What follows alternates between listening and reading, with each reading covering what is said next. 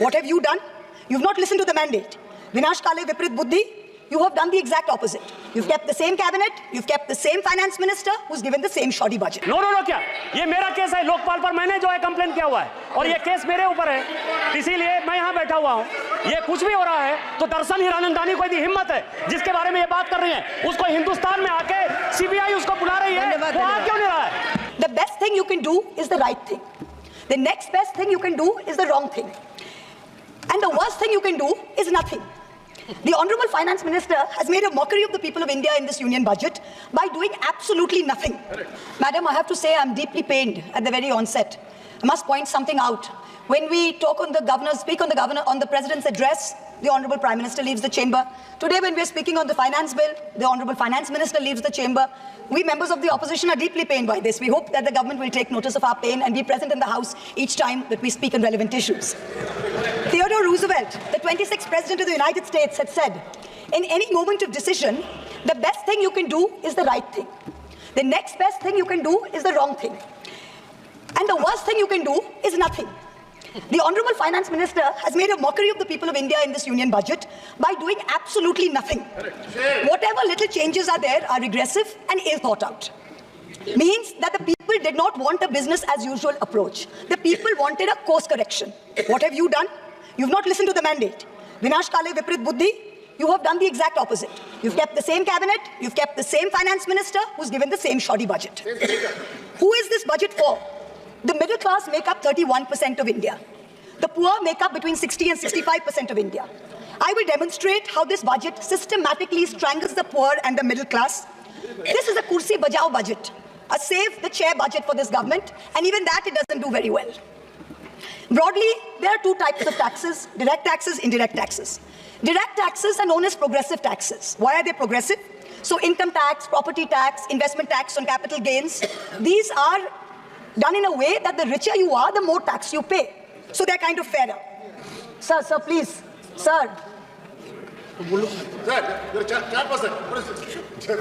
Indirect taxes are regressive because everyone from the richest billionaire to the poorest laborer is paying the exact same tax. So GST, duties on petrol, duties on diesel are all indirect taxes. When we strive for a fair and equitable economy, we must have the balance of direct taxes and indirect taxes right. The US and the Europe broadly collect about 60% through direct taxes and 40% through indirect taxes.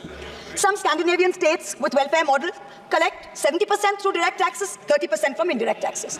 In India, it is the exact opposite. 65% of tax collection comes from indirect taxes, where billionaires pay the same as the poorest laborers, and only 35% comes from direct taxes. Even within the direct tax bracket, for the first time in our country's history, salaried professionals and the middle class are sharing a greater tax burden than rich corporates. The middle class is contributing 55% of direct income taxes under this government, up from 38% under the UPA. The richest corporates in India today contribute only 45% of direct taxes. Not only is the middle class being taxed, but now with this budget, the savings of the middle class have also been taxed with removal of indexation and with a rise in the short-term capital gains. Investors who've made more than 11% return, we've done the calculation, that's about the threshold rate. If you have made more than 11% returns, so if you've made higher returns, then this new tax regime with the removal of indexation has happened is good for you. Now, people like our parents, pensioners, salaried middle class, risk-averse people who invested in gold, in property, in debt mutual funds, the removal of indexation has harmed them disproportionately. So the middle class has lost out. Debt mutual fund holders will end up paying more than 40% more tax because indexation is being changed from 20% to 12% for investments made before April 1st, 2023. So this is effectively penalizing those who've made low profits. You've anyway made lower profits. People think real estate has made enormous profits. If you look at RBI's housing index for the past 10 years, the average rise in property prices has been between 4.5% and 5%. So if the middle class is invested in property, that is below 11% return, so indexation is going to harm you.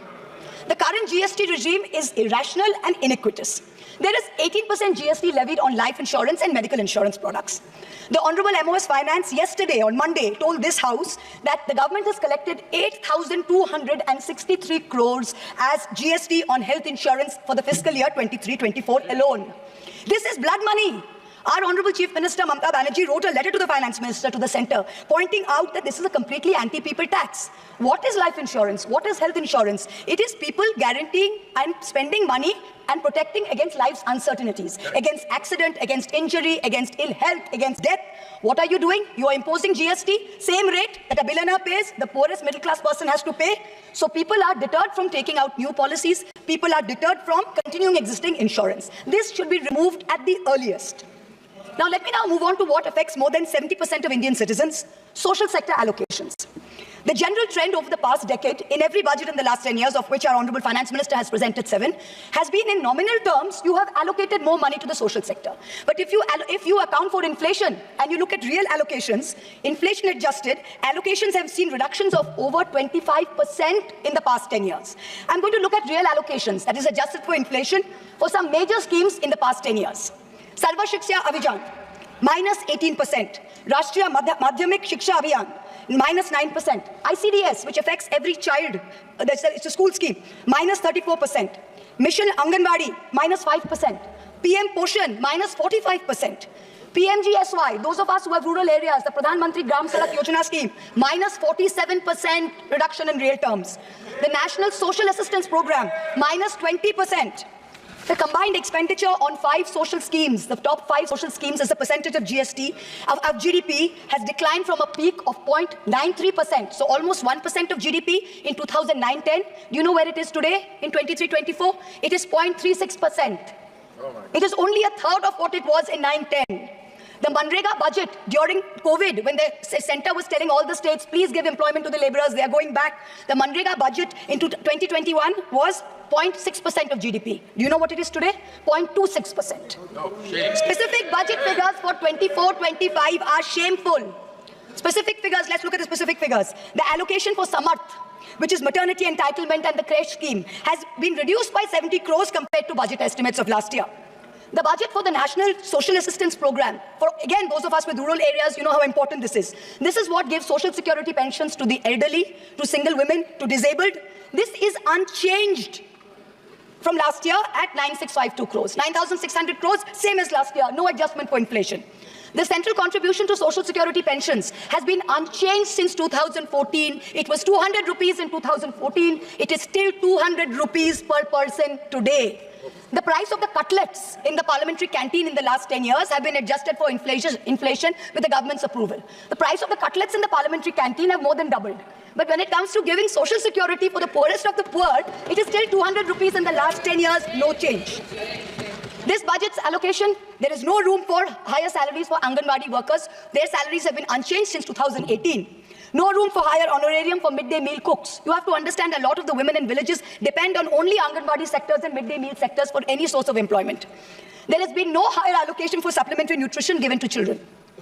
The National Food Security Act, the NAFSA, mandates coverage of 67% of the population through PDS.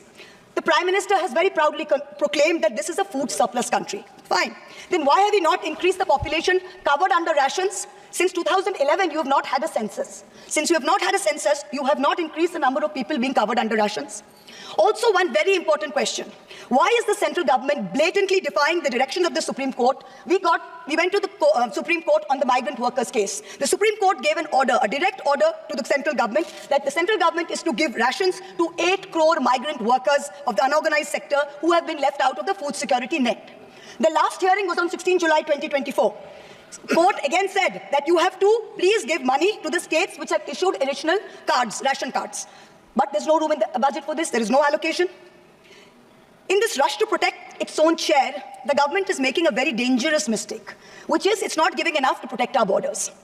Military experts have repeatedly warned us that India's military capability has to be modernized because we are fighting on 2 fronts. One is against China, we need a dissuasive deterrent. Against Pakistan, we need an offensive deterrent. The budgetary allocation for defense in this budget is 6.22 lakh crores. This is a marginal decrease of 2,000 crores compared to revised budget estimates. We have reduced it by 2,000 crores.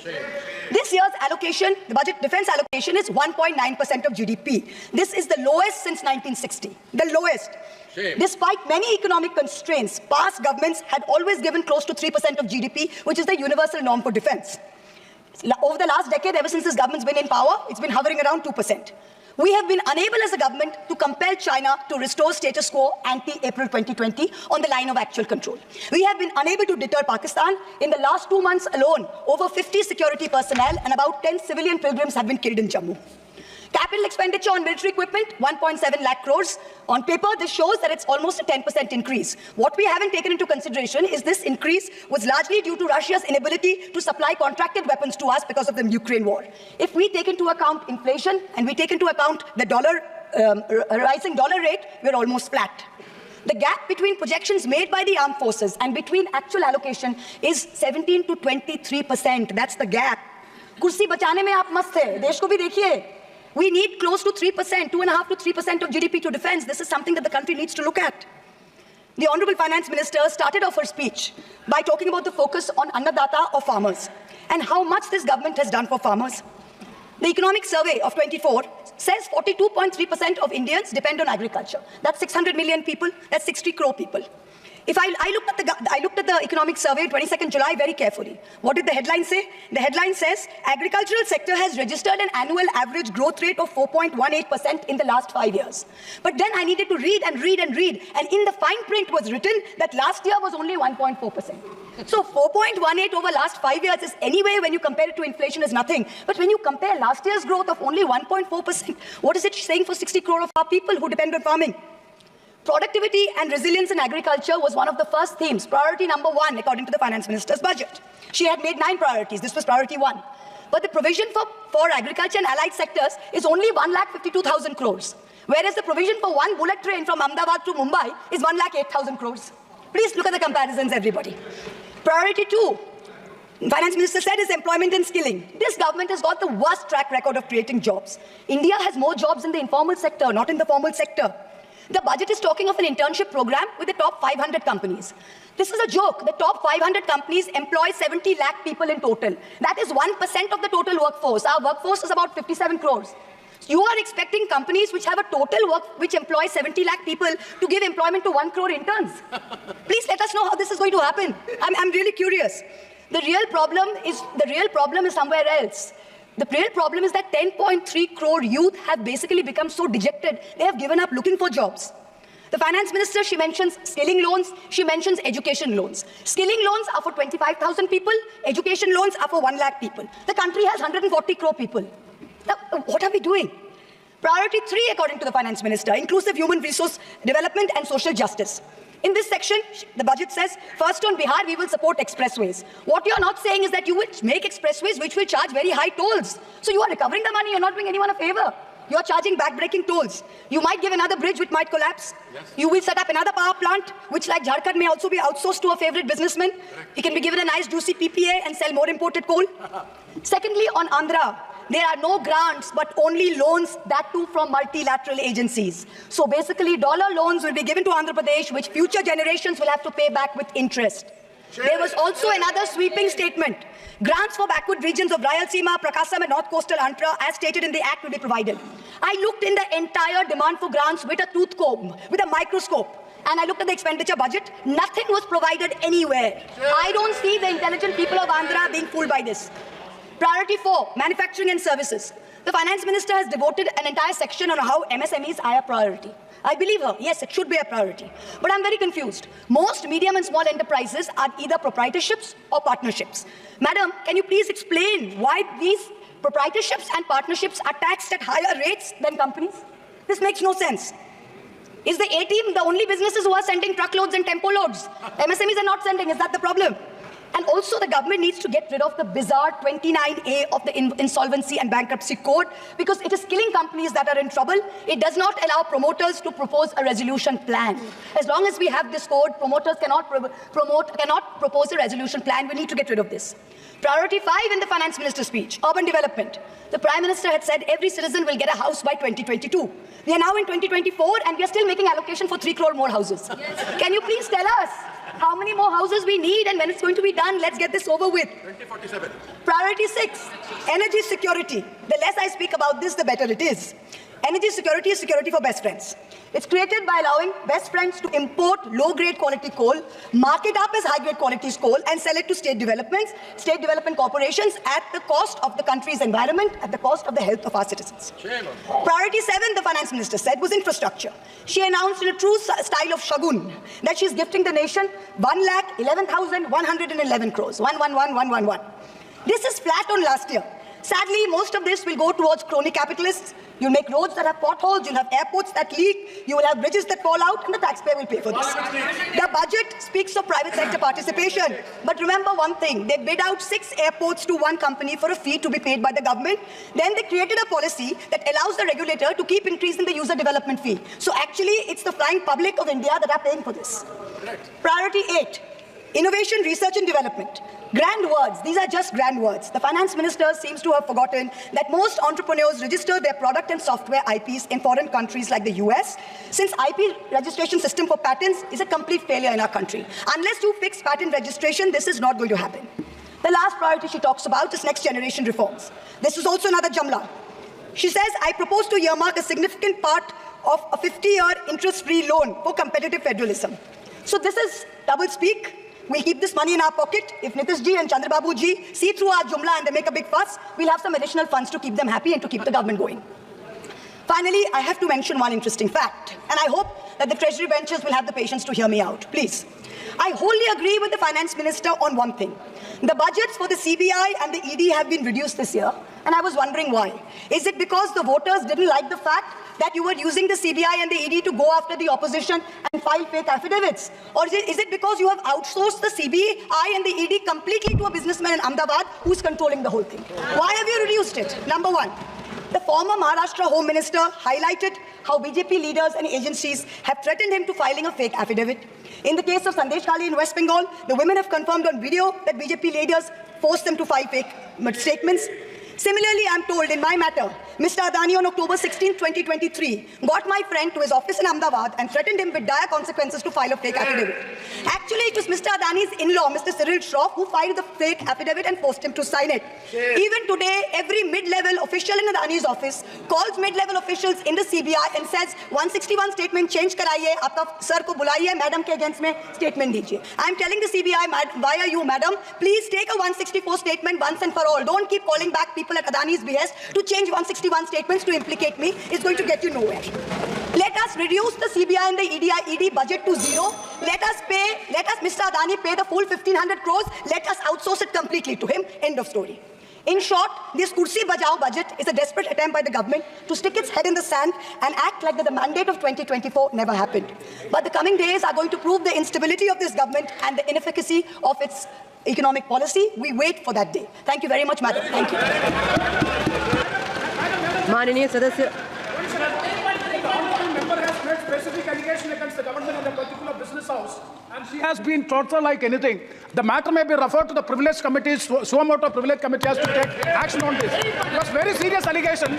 A member of parliament is being tortured by a business house, and still it is being doing. That has to be looked into by the privilege committee. The privilege of सभापति महोदय, ये जिस case के बारे में जिक्र कर रही हैं, वो लोकपाल पर मेरा केस है। मेरा केस है, मैंने कंप्लेन किया है, मेरे कंप्लेन पर वो केस है, वो मामला सब जुडिस है, उसको सीबीआई और ईडी इन्वेस्टिगेट कर रही है, और इसीलिए इस सदन में नो क्या, ये मेरा केस है, लोकपाल पर मैंने जो है कंप्लेन किया हुआ है, और ये केस मेरे ऊपर है, इसीलिए मैं यहाँ बैठा हुआ हूँ। ये कुछ भी हो रहा है तो दरअसल हीरानंदानी को यदि हिम्मत है जिसके बारे में ये बात कर रही है, उसको हिंदुस्तान में आके सीबीआई उसको बुला रही है, वो आ क्यों नहीं रहा है?